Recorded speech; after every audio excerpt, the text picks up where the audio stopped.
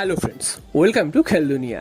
আগামী পরশু মোহনবাগান সেকেন্ড লিগের সেমিফাইনালে উড়িষ্যার বিরুদ্ধে মাঠে নামছে। তো সেই ম্যাচে মোহনবাগানকে জিততেই হবে, এরকম একটা কন্ডিশন নিয়ে কিন্তু মোহনবাগান মাঠে নামবে। কারণ মোহনবাগান যদি এক গোলেও জেতে, সেক্ষেত্রে মোহনবাগানের সেই খেলাটা এক্সট্রা টাইমে যাবে এবং তারপর সেটা টাই ব্রেকারে যাবে, সেখানেও যদি মীমাংসা না হয়। এবং 2 গোলের ব্যবধানে জিততে পারলে মোহনবাগান কিন্তু ডাইরেক্ট ফাইনালে পৌঁছে যাবে। তো এরকম একটা কঠিন প্রতিপক্ষর বিরুদ্ধে নামার আগে মোহনবাগান দল নিয়ে প্রত্যেকেই খুব ভাবিত, কারণ মোহনবাগানের চোট আঘাতের সমস্যা যেমন রয়েছে, তেমনি কিন্তু কার্ড সমস্যাও রয়েছে। অর্থাৎ আরমান্দো সাদিকু আগের দিন রেড কার্ড দেখার জন্য তিনি কিন্তু এই ম্যাচে অনুপস্থিত থাকবেন। তো সেক্ষেত্রে তোমরা বুঝতেই পারছো যে জেসন কামিংস তিনি কিন্তু স্টার্টিং লাইন আপে থাকবেন, এবং জেসন কামিংসের কে বসিয়ে কিন্তু অন্য কারুকে খেলানোর মতন এই মুহূর্তে পরিস্থিতি নেই। তবে আগের দিন আমরা একটা জিনিস দেখেছিলাম, কিয়ান নাসিরিকে, তাকে কিন্তু অনেকদিন পর মাঠে নামিয়েছিলেন হাভাস। হাভাস আসার পর কিয়ান নাসিরিকে কিন্তু একদমই প্রায় মাঠে দেখা যায়নি। তো সেদিক থেকে দেখতে গেলে কিয়ান নাসিরি মাঠে নামার পর মোহনবাগান কিন্তু অনেকটাই সচল হয়েছিল, যদিও কাঙ্ক্ষিত গোলটা পায়নি। তো কালকের ম্যাচে, আগামী পরশুদিনের ম্যাচে মোহনবাগানের যেটা মূল লক্ষ্য থাকবে সেটা হচ্ছে ডিফেন্সটাকে সংঘবদ্ধ করা। কারণ গতদিন দেখা গেছে যে ডিফেন্সে মোহনবাগানের প্রচুর ফাঁকফোকর তৈরি হচ্ছিল এবং মিডফিল্ডও সে অবধি খেলতে পারছিল না, যার ফলে উড়িষ্যা এফসি মিডফিল্ডটাকে কন্ট্রোল করে হুড়ুর করে একদম মোহনবাগান ডিফেন্সে বল নিয়ে চলে যাচ্ছিল, এবং তারপর সেখান থেকে কিন্তু গোল হওয়ার সুযোগ তৈরি হচ্ছিল। তো সেই দিকটা মোহনবাগানকে মাথায় রাখতে হবে এবং সাথে সাথে কিন্তু মোহনবাগানকে অ্যাটাকও করতে হবে। তো মোহনবাগানের একটা অ্যাডভান্টেজ রয়েছে, মোহনবাগান এটা হোম ম্যাচ খেলবে, এত দর্শকের সামনে মোহনবাগান খেলবে, সেটাই কিন্তু মোহনবাগানের একটা অ্যাডভান্টেজ। যেখানে মুম্বাইয়ের মতন দল, তারা কিন্তু কেঁপে গেছিল 62,000 দর্শকের সামনে।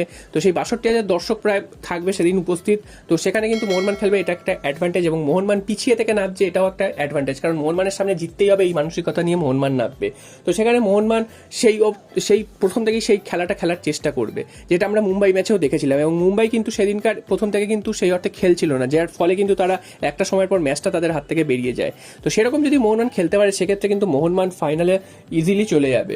তো এবার প্রশ্ন আসছে মোহনবাগানের মাঝমাঠের যে প্রবলেম, সেটা হচ্ছে সাহাল আব্দুল সামাদ, তিনি তো থাকবেন না এরকমই কিন্তু শোনা যাচ্ছে। যদিও হাবাস একটা ধোঁয়াশা রেখেছেন তিনি থাকবেন কি থাকবেন না, একবার তিনি বলছেন থাকবেন, একবার বলছেন থাকবেন না। তো সাহাল আব্দুল সামাদ থাকবেন না, এটা ধরে নিয়েই কিন্তু মোহনবাগান দল সাজাবে এরকমই মনে করা হচ্ছে। এবং ডিফেন্সে আগের দিন আমরা 3 ম্যান ডিফেন্স দেখেছিলাম, যার ফলে মোহনবাগানের ডিফেন্স কিন্তু প্রচন্ড ফাম্বেল করেছে। হেক্টর ইউসের, যিনি প্রত্যেকদিন ভালো ফুটবল খেলছিলেন, তার ভুলেই কিন্তু সেকেন্ড গোলটা করে। তো সেই ডিফেন্সটাকেও কিন্তু মোহনবাগানকে দেখতে হবে, দরকার পড়লে 4 ম্যান ডিফেন্স অর্থাৎ আশিস রায়কে কিন্তু প্রথম থেকেই খেলিয়ে দিতে হবে, যাতে মোহনবাগান ডিফেন্সের উপর চাপ না বাড়ে, এবং তারপরেই কিন্তু মোহনবাগানকে অ্যাটাকে উঠতে হবে। তো মোহনবাগানের সম্ভাব্য প্রথম একাদশ কিন্তু এরকম হতে পারে: গোলে বিশাল কায়েদ, ডিফেন্স যদি 4 ম্যান ডিফেন্স খেলে সেক্ষেত্রে হেক্টর ইউসের সাথে আনোয়ার আলী ডিপ ডিফেন্সে থাকবেন, এবং দুটো রাইট ব্যাক এবং লেফট ব্যাকে আশিস রায় এবং শুভাশিস বোস থাকবেন। একটু ওপর দিকে অনিরুদ্ধ থাপা থাকতে পারেন, এবং তার ওপর দিকে জনি কাউকো থাকবেন। দুটো উইং দিয়ে মনবীর সিং এবং লিস্টন কোলাসও খেলবেন, এবং একেবারে ওপরে দিমিত্রি পেটাটসের সাথে থাকবেন জেসন কামিংস। তো এই হচ্ছে মোহনবাগানের সম্ভাব্য একাদশ। যদি বড় কিছু অদল বদল না হয়, এটাই কিন্তু মোহনবাগান সম্ভাব্য একাদশ নামাতে পারে। আর এরপর চলে আসি আরও একটা ভালো খবর, সেটা হচ্ছে মোহনবাগানের আগের ম্যাচে অনেক সমর্থক মাঠে গিয়েছিল, তোমরা জানো, মুম্বাই ম্যাচে। তো সেখানে একটা জল কষ্টে ভুগেছে প্রত্যেকটা সমর্থক। এত গরমে খেলা হচ্ছে, কোনো জলের ব্যবস্থা থাকে না কোনো ম্যাচেই।